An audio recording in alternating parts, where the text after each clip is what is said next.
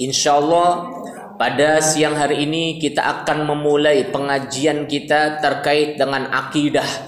Kitab yang saya bawakan adalah kitab Aqidatul Awam, yang mungkin barangkali ada di antara ibu-ibu sekalian dulu pernah ngaji, karena ini merupakan kitab akidah dasar dari kalangan Ahlus Sunnah wal Jamaah. Makanya ada Aqidatul Awam. Awam itu ya apa artinya? Ya awam. Akidah paling mendasar, akidah bagi orang-orang awam. Udah nggak usah yang jelimet-jelimet dulu, jawahirul kalamiyah macam-macam, jangan.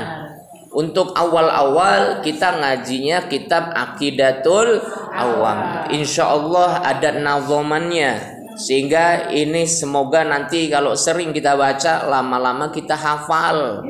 Jadi bukan hanya sholawat nariyah kita hafal, bukan hanya tibil kulub kita hafal, bukan hanya sholawat badar kita hafal. Insya Allah Aqidatul Awam pun kita hafal. Allahumma amin ya rabbal alamin. Ini terkait akidah. Islam itu ada akidah, ada ibadah, ada muamalah, ada siasah. Akidah itu artinya asas, dasar, fondasi. Jadi siapapun di antara kita yang mau ngaji Islam benar-benar, akidahnya dibenerin dulu, fondasinya dibenerin dulu. Ibarat orang kalau misalnya mau bangun rumah, mau bangun gedung, kira-kira yang dibangun apa dulu? Yang dibikin apa dulu? Fondasi dulu. Enggak ujuk-ujuk langsung nembok, enggak ujuk-ujuk langsung genteng, enggak ujuk-ujuk langsung neplok, enggak. Tapi fondasinya terlebih dahulu diberesin.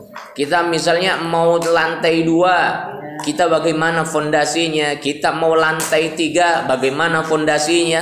Itu harus dikuatkan. Kalau fondasinya sudah kuat, insya Allah 2 lantai, 3 lantai, bahkan sampai 10 lantai pun akan kokoh, akan kuat. Tapi kalau misalnya fondasinya nggak kuat, jangankan 2 lantai, 1 lantai saja dikorok gempa sedikit, kira-kira ambruk atau tidak? Ambruk atau tidak? Ambruk. Maka di sini akidah dimantapkan, fondasi dimantapkan. Kalau akidahnya sudah mantap, jangankan suruh sholat jamaah, ibarat kata suruh jihad perang melawan orang-orang zalim, melawan orang-orang kafir yang jahat saja berani. Seperti halnya para sahabat radhiyallahu anhum dulu, mereka yang dibina oleh Rasulullah akidahnya terlebih dahulu supaya mantap, supaya kuat. Kalau akidahnya sudah mantap, jangankan suruh datang ke majelis taklim, jangankan suruh sholat jamaah di masjid, suruh menginfakkan sebagian harta yang dimilikinya pun dia akan mudah untuk melakukannya. Jangankan menginfakkan sebagian harta yang dimilikinya, suruh perang jihad di jalan Allah sekalipun ia mau. Ini kalau akidahnya sudah mantap. Tapi kalau akidahnya belum mantap, kalau dasarnya belum kuat, jangankan suruh perang jihad di jalan Allah, suruh datang ke majelis taklim bahaya abote luar biasa. Jangankan suruh perang di jalan Allah, menginfakkan sebagian hartanya di jalan Allah, suruh jamaah di masjid saja, kira-kira abot atau tidak? Abot atau tidak? Abot pisan atau abot BGT? Maka di sini yang pertama kali kita kaji adalah akidah. Makanya Syekh Taqiyuddin An-Nabhani menjelaskan tentang Uqdatul Kubra. Jadi sebelum membahas masalah ibadah, membahas masalah muamalah, termasuk masalah siasah, masalah politik, masalah khilafah, akidahnya dimantapkan, Uqdatul Kubra-nya dimantapkan. Kalau akidahnya mantap, insya Allah ibadahnya pun mantap, muamalahnya pun mantap, siasahnya pun mantap. Maka disitulah seseorang akan mampu untuk menjadi seorang muslim sejati yang dalam bahasa Al-Quran disebut dengan berislam secara kafah, berislam secara totalitas. Sebagaimana Allah perintahkan kepada kita dalam Quran surah Al-Baqarah ayat 208. Ya ayyuhalladzina amanu, wahai orang-orang yang beriman, udkhulu fis-silmi kafah. Masuklah kalian ke dalam Islam secara kafah. secara totalitas, secara menyeluruh, betul. Jangan hanya sekedar sholatnya saja kita pakai cara Islam. Jangan hanya sekedar zakatnya saja kita pakai cara Islam, tapi cara berpakaian kita, cara berpergaulan kita, cara berpikir kita, cara berpolitik kita, cara membangun bangsa dan negara kita pun harus mengikuti apa yang sudah Islam ajarkan, harus mengikuti apa yang sudah dicontoh oleh Rasulullah Muhammad sallallahu alaihi wasallam. Kalau enggak bagaimana Ustadz? Berarti setengah-setengah. Kita cara sholatnya pakai cara yang diajarkan oleh Nabi. Kita cara puasanya pakai cara puasa yang diajarkan oleh Nabi. Tapi cara berpakaian kita mohon maaf lahir dan batin. Kita nggak mau benar-benar nutup aurat. Kita nggak peduli aurat kita banyak dilihat oleh banyak orang yang bukan mahram. Penampilan kita nirunya orang-orang barat, nirunya orang-orang Tiongkok, nirunya orang-orang yang jauh dari ajaran Islam. Berarti kita setengah-setengah dalam berislam. Tata cara ibadah kita mengikuti apa yang diajarkan dalam Islam. Tapi cara berpakaian kita ternyata tidak mau mengikuti apa yang diajarkan dalam Islam. Berarti setengah-setengah.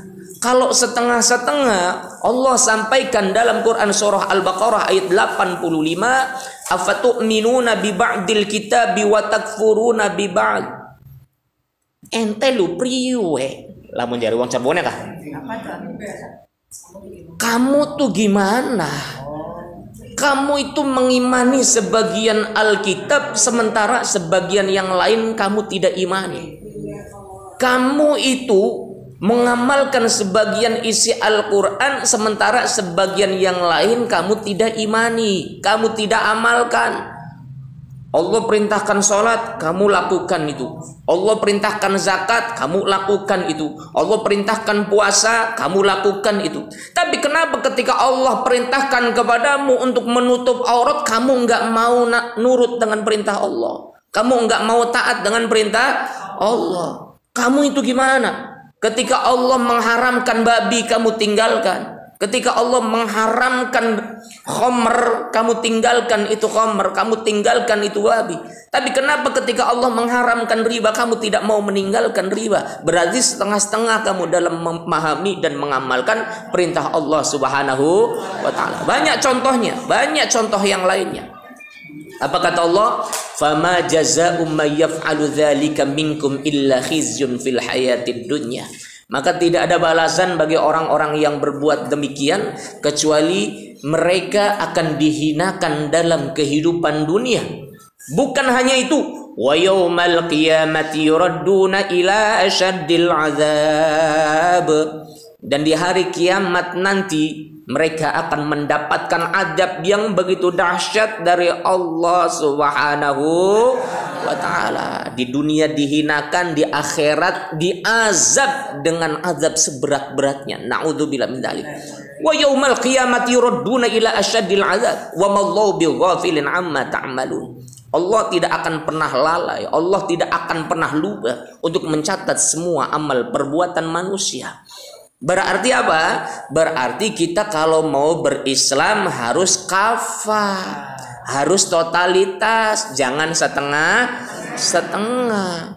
Gaya Islam, bagaimana ibadahnya, sholatnya Islam, cara pakaiannya pun Islam, termasuk juga berpergaulannya pun Islam. Mohon maaf lahir dan batin, nggak boleh ikhtilat, laki-laki perempuan campur baur, nggak jelas, cekakak cekikik bareng padahal bukan mahram. Itu ikhtilat namanya. Foto bareng, kalau fotonya sama keluarga nggak apa-apa. Tapi kalau fotonya ternyata sama orang-orang yang bukan mahram, sekalipun teman satu tempat kerja, kita kumpul bareng cekakak cekikik, nggak boleh. Sampai foto kemudian laki-laki perempuan campur baur, itu namanya ikhtilat. Apa namanya Bapak Ibu?